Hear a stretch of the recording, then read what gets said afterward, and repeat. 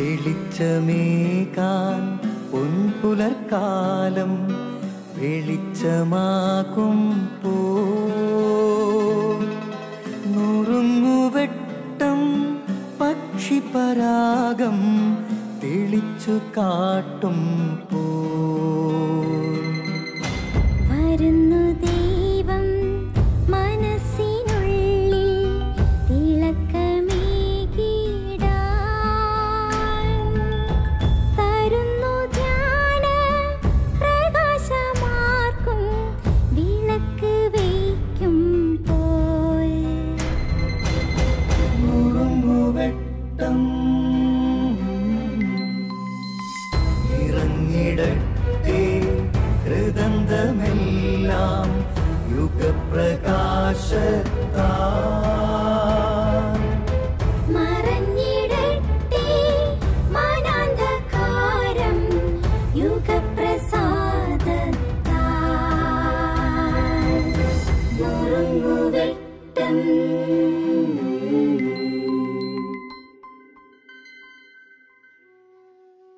പ്രിയ സ്നേഹിത,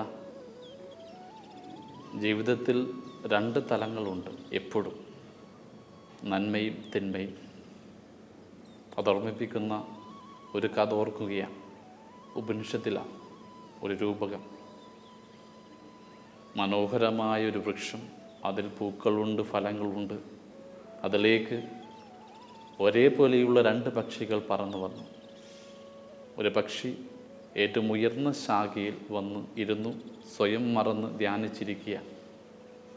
എന്നാൽ രണ്ടാമത്തെ പക്ഷി ഏറ്റവും താഴ്ന്നത്തെ ശാഖയിൽ വന്നിരുന്നു. അത് പലതിനെക്കുറിച്ചും അസ്വസ്ഥനാണ്. ഒരു പൂവിൽ നിന്ന് മറ്റൊരു പൂവിലേക്ക്, ഒരു പഴത്തിൽ നിന്ന് മറ്റൊരു പഴത്തിലേക്ക് പറന്നു പോകുന്നു, കലപില കൂടുന്നു, ശബ്ദമുണ്ടാക്കുന്നു, അസ്വസ്ഥപ്പെടുന്നു. പെട്ടെന്നത് ഉയരങ്ങളിലേക്ക് നോക്കി. ഉയർന്ന ശാഖയിലിരിക്കുന്ന, ശാന്തമായി സ്വയം മറന്നിരിക്കുന്ന തന്നെപ്പോലുള്ള പക്ഷിയെ കണ്ടപ്പോൾ അതിനെന്തെന്നില്ലാത്തൊരാകർഷണം. പതിയെ പതിയെ ഈ പക്ഷി പറന്നു ഉയർന്ന ശാഖയിലേക്ക് വന്നു. തന്നെപ്പോലിരിക്കുന്ന പക്ഷിയുടെ അടുത്ത് വന്നു. ഉപനിഷത്ത് പറയുന്നു, ആ പക്ഷി മൗനമായിരിക്കുന്ന പക്ഷിയോട് ചേർന്ന് അതിൽ ലയിച്ചു പോയെന്ന്.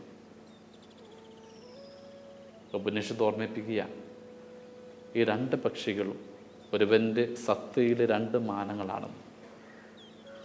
നമ്മുടെ ഒരു മാനം ദൈവത്തിൽ വിനയം പ്രാപിക്കാൻ കൊതിക്കുന്ന ആത്മീയത മാനമാണ്. മറ്റൊന്ന് ഭൗതിക മാനമാണ്. പലതിനെക്കുറിച്ചും കലവില കൂടുന്നു, സ്വാർത്ഥാലുക്കളാകുന്നു, ആർത്തി നമ്മുടെ ജീവിതത്തെ ഭരിക്കുന്നു. എന്നാൽ ഒരു നാൾ ഈ താഴ്ന്ന മാനം ഉയരങ്ങളിലേക്ക് ഉയരണം, ആത്മീയതയിൽ വിനയം പ്രാപിക്കണം. സയൻസ് പോലും പറയുന്നുണ്ട്, ശിരസ് അർദ്ധഗോളങ്ങളായി രണ്ടായി തിരിച്ചിട്ടുണ്ടെന്ന്. അതിലൊരു ഭാഗം സ്വാർത്ഥതയ്ക്ക് വേണ്ടി അധ്വാനിക്കുന്നത്, കണക്ക് കൂട്ടലുകളാണ് ഭരിക്കുന്നത്. മറ്റൊന്ന് സ്നേഹത്തിൻ്റെയാണ്, കരുണയുടെ. അതിന് കണക്കുകളില്ല. വിട്ടുകൊടുക്കാനും ക്ഷമിക്കാനും മാത്രം ആഗ്രഹിക്കുന്നൊരു തലം നമ്മുടെ ശിരസിൻ്റെ മറ്റൊരു ഭാഗമാണ്. എന്നെങ്കിലും ഒരിക്കൽ ഈ തിന്മയുടെയും കണക്ക് കൂട്ടലിൻ്റെയും സ്വാർത്ഥതയുടെയും ഭാഗം നന്മയിൽ ലയിക്കണം. ദൈവം അത് ആഗ്രഹിക്കുന്നുണ്ട്. നമ്മളതിനു വേണ്ടി പരിശ്രമിക്കുകയും വേണം. ഓർത്ത് നോക്കുക, ആ രണ്ട് പക്ഷികളെ പോലെ സുവിശേഷത്തിൽ അവസാനത്തെ അധ്യായത്തിൽ മരക്കുരിശിൽ കിടക്കുന്ന രണ്ട് കള്ളന്മാരില്ലേ? ഒരു കള്ളൻ ഭൂമിയെ നോക്കുന്നു, മരണനിമിഷവും അതിൻ്റെ സ്വാർത്ഥതകൾ മോഹിക്കുന്നു. അവൻ്റെ ജീവിതം ഒരു പരാജയമായിരുന്നു. മരണം അത് തെളിയിച്ചു. എന്നാൽ വലത്തുവശത്ത് കിടന്ന കള്ളൻ ക്രിസ്തുവിനെ ധ്യാനിച്ചു. അവനൊന്നിനെക്കുറിച്ചും പരാതിയില്ല. അവൻ സ്വയം തെറ്റുകാരനാണെന്ന് അംഗീകരിച്ചു, ഏറ്റു പറഞ്ഞു. പരദീസയെ സ്വപ്നം കണ്ടു. ഏറ്റവും ശാന്തമായി അവൻ മരിക്കുന്നു. ഈ രണ്ട് കള്ളന്മാരും നമ്മുടെ ഉള്ളിലുള്ളൊരു സ്ഥായി ഭാവം തന്നെയാണ്. ഈ ഭൂമിയുടെ മോഹങ്ങളെ നമ്മുടെ ജീവിതത്തിൽ കീഴടക്കുകയാണെങ്കിൽ മരണം ഏറ്റവും വലിയ ദുരന്തമായിട്ട് അവസാനിക്കും.